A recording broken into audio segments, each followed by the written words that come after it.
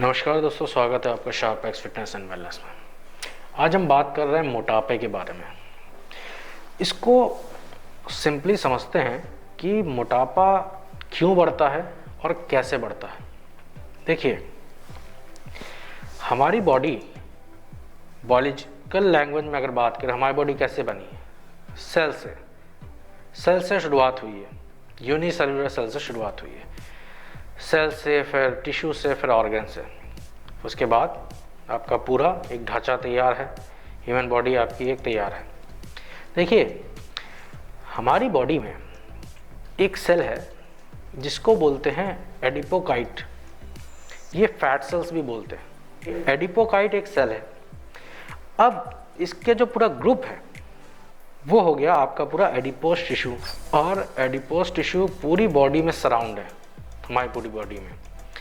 अब ये बढ़ता कैसे है, मतलब आपका मोटापा कैसे बढ़ता है, समझिए इसे। आपने अमूमन सुना होगा, और ऑब्वियस सी बात है कि एक कॉमन सी चीज़ हर इंसान ने सुनी होगी कि खाना नहीं खाओगे तो ताकत कहाँ से आएगी, खाना नहीं खाओगे तो एनर्जी कहाँ से मिलेगी। वैसे ही जब हमने खाना खाया, मतलब जितनी हमने कैलोरीज कंज्यूम की पर डे, जितनी हमारी बॉडी को रिक्वायर्ड थी उतने ही हमने कंज्यूम की। बट जो एक्स्ट्रा कैलोरीज हमने कंज्यूम की वो बॉडी में तो गई, लेकिन वो स्टोर्ड कहाँ होगी? वो स्टोर्ड होगी आपकी फैट सेल्स में, जो एडिपोस टिश्यू में आपका स्टोर्ड होगा। अब एक सवाल आता है कि अगर बॉडी में ये फंक्शन ही ना होता कि एनर्जी स्टोर्ड होती और ये हमारा मोटापे का शिकार मतलब कोई होता ही नहीं, मतलब पूरे वर्ल्ड में कोई इस तरह का होता ही नहीं, मोटापे के शिकार की चीज़ नहीं होती, तो ऐसा फंक्शन ही क्यों है? देखिए, जो एडिपोस टिश्यू है उसका भी कुछ काम है बॉडी में, ये ऐसे ही नहीं है। इसके बेनिफिट्स क्या हैं? जब आप कह लें जो मोटापा बढ़ता है उसका अगर सही संतुलन में है, मतलब आपकी बॉडी में एडिपोस टिश्यू तो रहेगा, फैट सेल्स तो आपके रहेंगे, अगर इसको बैलेंस्ड है, मैं जनरल बता रहा हूँ, मैं अभी कोई स्पेसिफिक कोई 6% बॉडी फैट, 8% बॉडी फैट इस तरह की बात नहीं कर रहा, मैं जनरल बता रहा हूँ। 10 से 15% का इंसान एज अ विजिबल में देखने में आप उसे नॉर्मल कहोगे, आप उसको मोटापे पे नहीं कहोगे, एक नॉर्मल कंडीशन पे कहेंगे। तो ये जो फैट है, ये जो एडिपोस टिश्यू है आपकी बॉडी में जो रिजर्व कर रहा है, तो ये इसका फ़ायदा क्या है?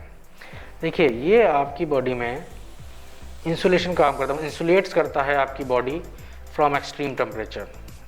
फॉर एग्जांपल, मान लीजिए एक बॉडी है इसका 8% या 12% बॉडी फैट परसेंटेज है, एक बॉडी है उसका 20% या 25% बॉडी फैट है। ऑफकोर्स वो ज़्यादा मोटे पे होगा, लेकिन एक मैं आपको बता रहा हूँ, एक कंपैरिजन इसलिए बता रहा हूँ कि जैसे मान लीजिए विंटर का सीज़न है, तो जो मोटा इंसान है उसको सर्दी कम लगेगी जो 8-10% वाला इंसान है, बॉडी फैट परसेंटेज वाला इंसान है।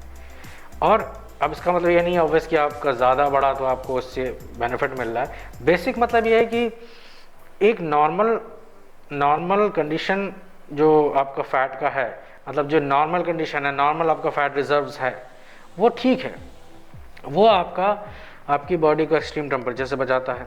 ये आपके कुशनिंग करता है आपके वाइटल ऑर्गन से। अगर किसी चीज़ में अगर प्रोटेक्शन है उसकी कुशन की, तो ऑफकोर्स ही बात है आपको कुछ जर्क लगता है या कुछ आप पे फोर्स पड़ता है, तो आपका क्या होगा, जो वाइटल ऑर्गन है उसको अफेक्ट नहीं करेगा, वो कुशनिंग प्रोवाइड करता है उसको। तो ये फ़ायदेमंद चीज़ है, एक बैलेंस वे में फ़ायदेमंद चीज़ है। और कुछ हार्मोन सिक्रीट करता है जो बॉडी के लिए ज़रूरी है। ये इसके बेनिफिट्स हैं।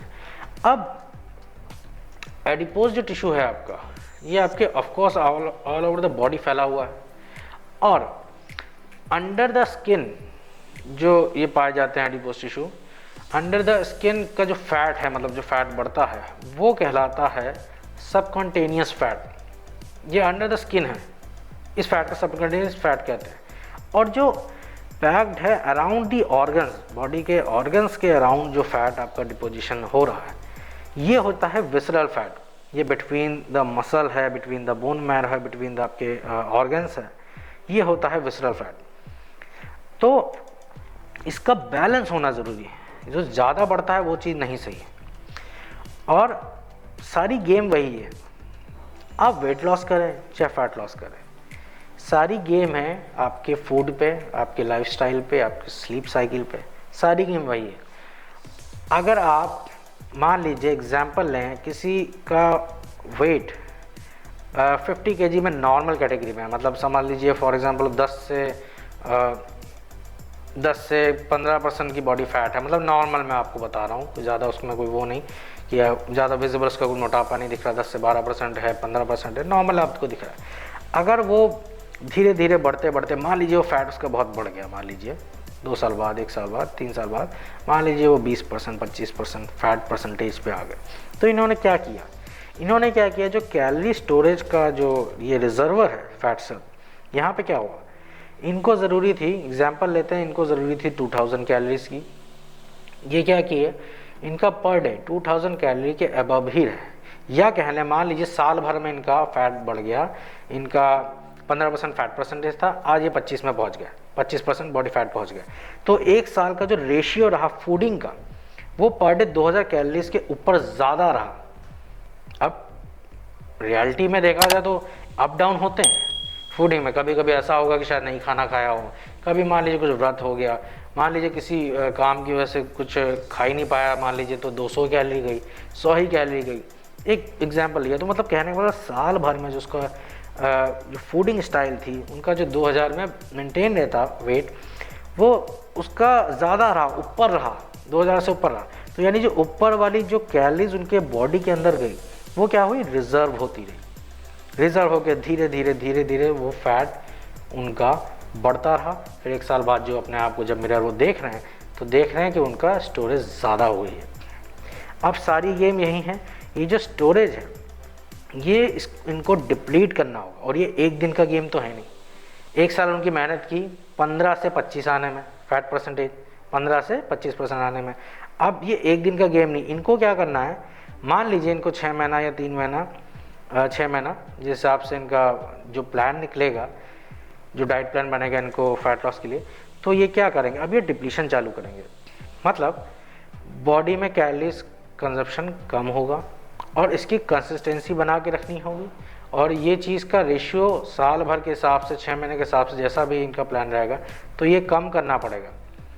2000 में बैलेंस था, इन्होंने क्या किया, कैलोरीज का रेशियो घटा दिया, कैलोरीज का घटाया, तो धीरे धीरे नोटिस करेंगे इनकी बॉडी में चेंजमेंट होना, वीक बाय वीक इनको दिखना चालू हो जाएगा, वो धीरे धीरे बैलेंस हो जाएंगे। यही गेम होती है, सारी गेम ये इन और आउट का गेम है सब।